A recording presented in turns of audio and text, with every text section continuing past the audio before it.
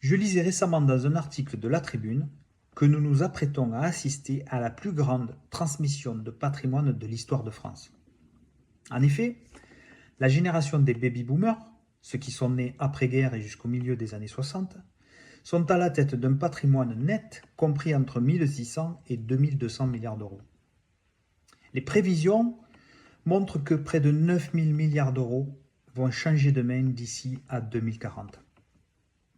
Alors le patrimoine des baby-boomers est composé en gros de la manière suivante: 60% d'immobilier, 30% de patrimoine financier et 10% entreprises et divers. Mais sans préparation, c'est la facture fiscale qui risque d'être vraiment lourde. En effet, en ligne directe, de parents à enfants, on peut aller jusqu'à 45% de droits de donation. Et si on n'est pas en ligne directe, ça peut même aller jusqu'à 60%.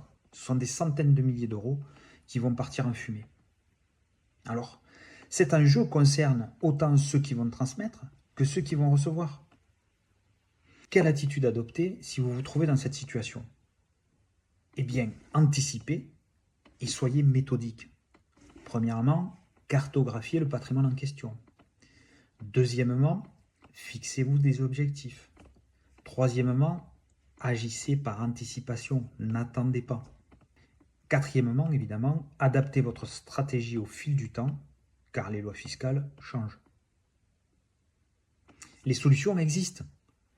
Donation, démembrement, assurance vie, pacte du Treuil pour les sociétés familiales. Le danger, ce n'est pas vraiment la fiscalité, c'est le manque de stratégie. Alors, prenons contact et voyons comment on peut adapter des stratégies pour faire en sorte que vous puissiez transmettre ou bien recevoir un patrimoine en limitant au maximum le frottement fiscal. À bientôt.